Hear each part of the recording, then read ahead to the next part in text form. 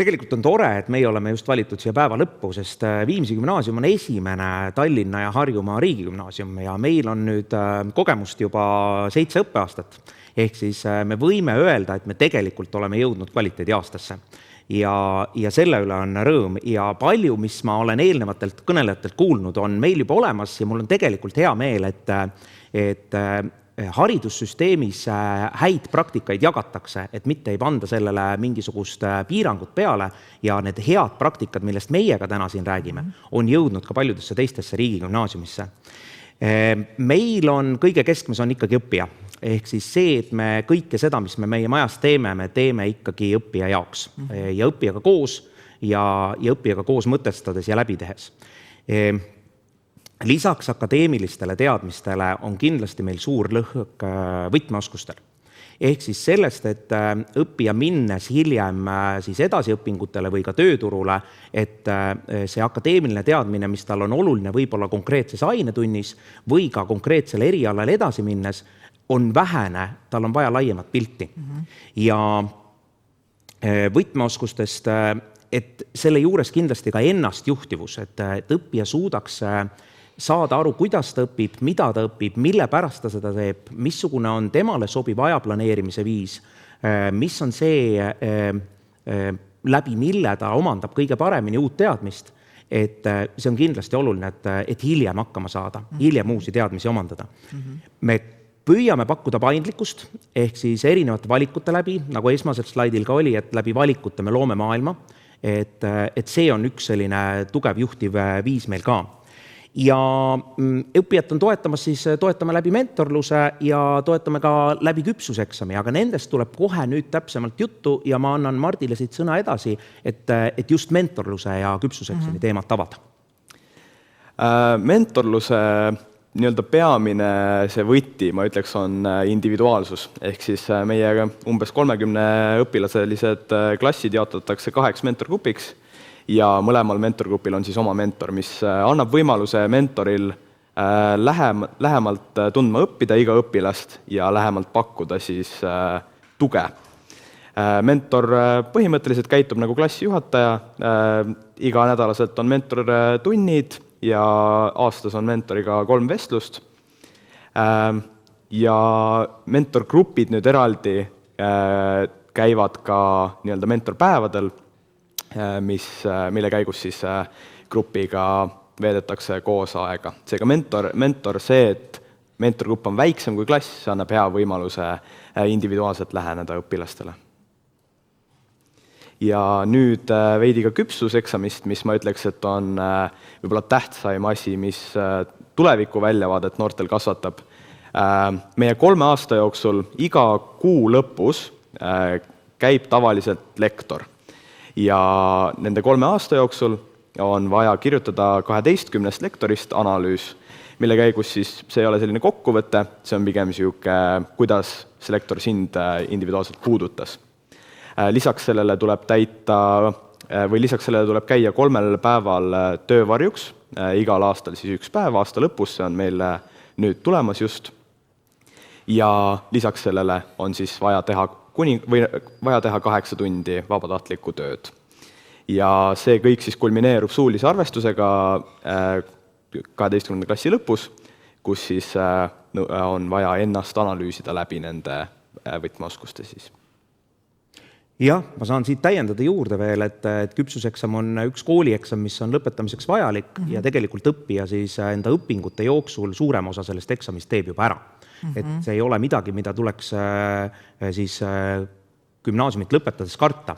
Aga valikutest edasi rääkides, moodulitest on juba räägitud ja eelnevate kõnelejate pool ka meil on üles ehitatud siis õppemoodulsüsteemi järgi, ehk siis õppija saab igaks õppeaastaks valida endale mooduli ja ükski järgnev valik ei ole eelnevast sõltuvuses. Ehk siis olenemata sellest, milline oli su G1 valik, sul on endiselt kõik võimalused ka G2 olemas.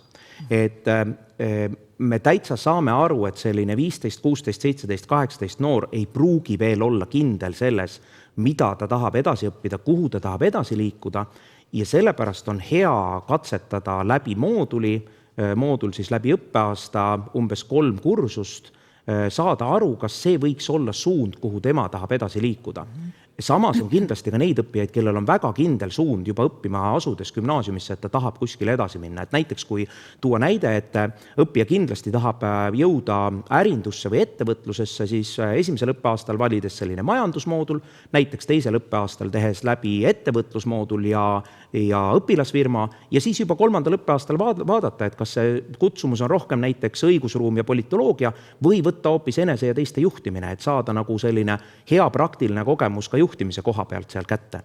Ja samas, kui õppijal ei ole mitte mingisugust ideed ja suunda, siis ta võib julgelt teha selle valiku, et ta mõtlebki, et mulle meeldib analüüsida teoseid. Ma võtan keele ja kirjanduse ja kultuuri esimesel aastal ja teisel aastal mõelda, et aga äkki prooviks hoopis IT-d.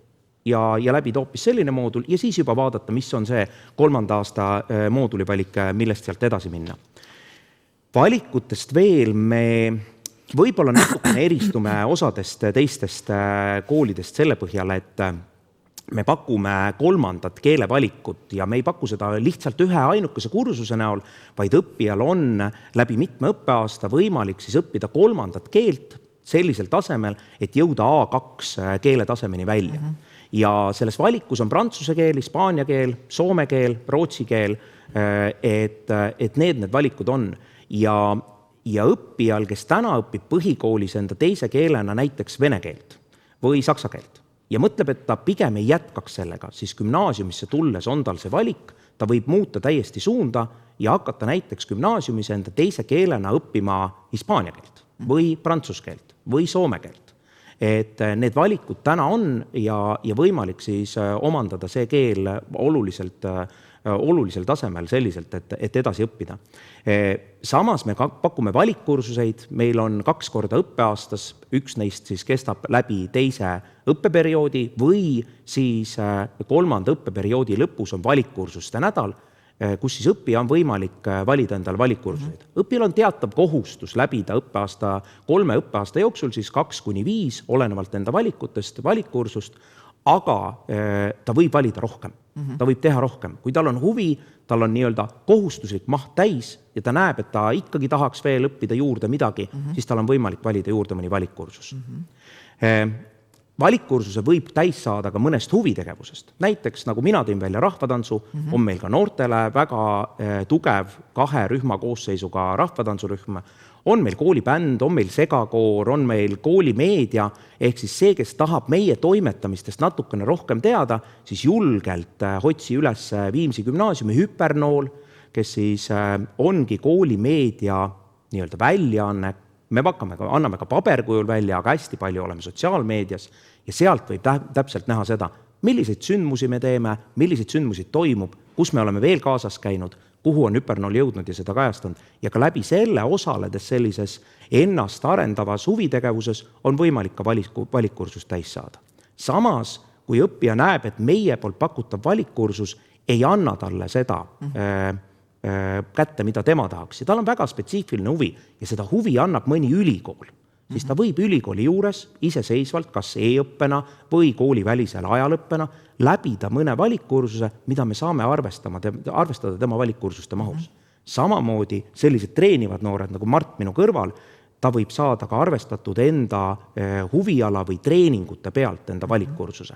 Et vahel on see ka nii-öelda hea võimalus kasutada seda ära, kuhu iga nädalaselt noor kindlasti panustab.